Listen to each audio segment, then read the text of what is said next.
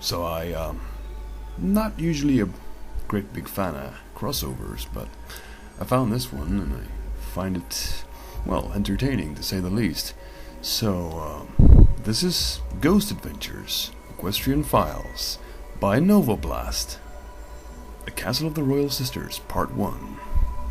My name is Zach Bagans. I never believed in ghosts until I came face to face with one, so I set out on a quest to capture what I once saw onto video. With no big camera crew following us around, I am joined only by my fellow investigator Aaron Goodwin and returning for his series at this investigation, Nick Groff. We are also joined by our equipment technicians, Billy Tully and Jay Wasley. Together, the five of us will travel to some of the most highly active paranormal locations where we will spend an entire night being locked down from dusk till dawn. Raw. Extreme. These are our ghost adventures. Zach Bagans stood in front of the camera. Behind him was a dark and imposing forest. You all join us here in Equestria, he said. An ancient land of mystery, legends, magic, and ghosts. In fact, it's no surprise that with a recorded history stretching back more than 2,500 years, there are plenty of ghosts. Behind me is the ever-free forest, itself a highly active location, but our true target lies within. He began walking into the forest. With the other two crew members was an Equestrian royal guard. As they were walking, Zach turned to the camera.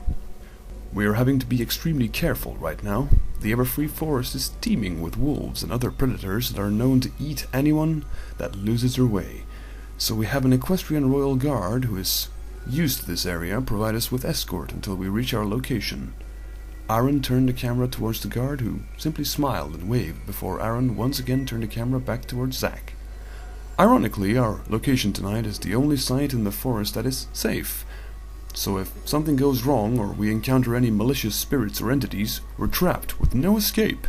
After walking for some time, the guard suddenly signaled for them to stop, before quickly directing them into a large bush. "Keep quiet and keep down," the guard hissed. After a few moments of nothing but the usual sounds of the forest, they heard a deep chirping, followed by heavy footsteps, and a large, flightless bird of some kind walked past the bush. It was about 6 foot tall, with a large, sharp beak and iridescent blue feathers.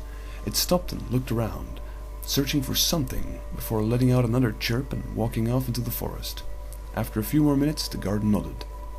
"It's gone," he said. "What the hell was that?" Nick asked, his eyes open wide in surprise. "Gastornis," the guard said. "They don't usually venture this close to the borders of the forest. Are you sure you want to do this investigation?"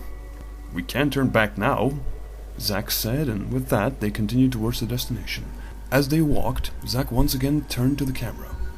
"That is exactly why we have to be careful out here," he said. "With other locations, if the worst came to the worst, we could always have broke our way out, but here, where we're headed, there is no escape. The stakes have never been this high." The rest of the journey was uneventful. Eventually they reached a clearing in the ever-free forest. In front of them was a deep canyon, and on the other side was a plateau. Spanning the canyon was a rickety bridge, which led towards a path heading towards an ancient, crumbling castle. The castle itself was far from abandoned, however. Scaffolding hugged its walls of the towers, and signs that work had been taking place were everywhere. The guard bid them farewell before heading back into the forest, and the trio of investigators began making their way across the bridge.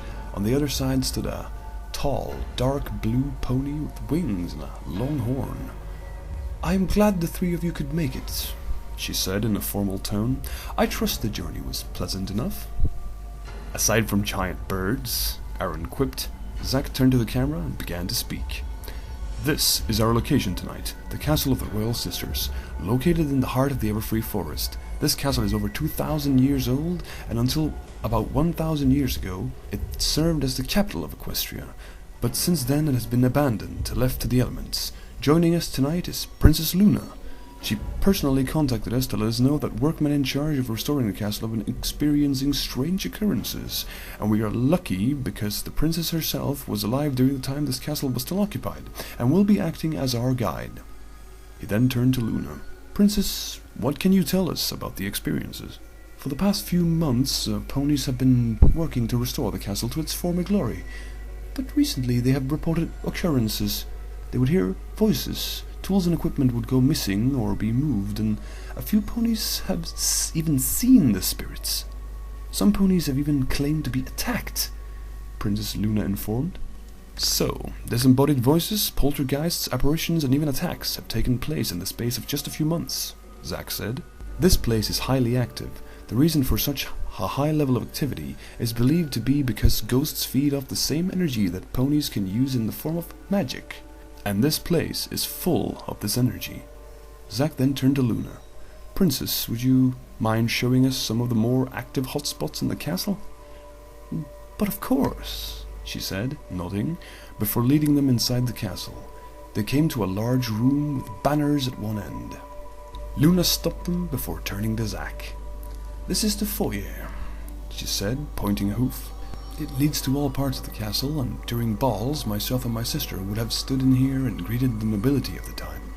Since renovations started, work ponies have reported hearing voices in this room as if there was a party or a gathering, and they have even seen apparitions walking along the balcony at the end of the room, and servants in period clothing walking through some of the doorways.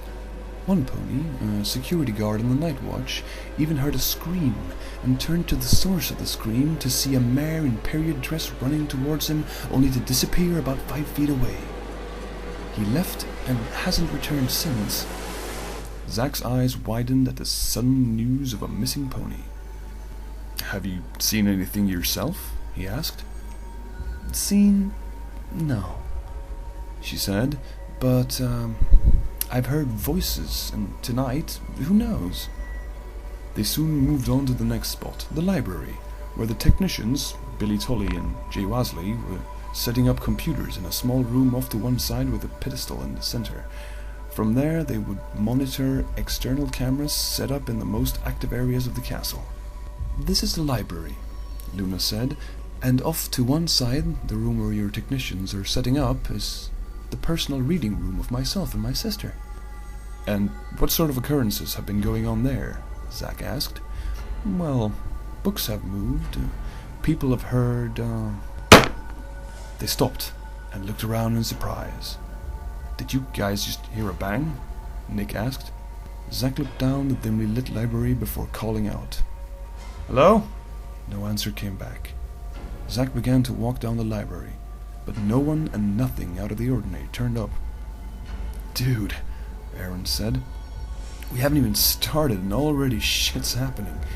What are we gonna encounter tonight? Let's just finish setting up and begin the lockdown.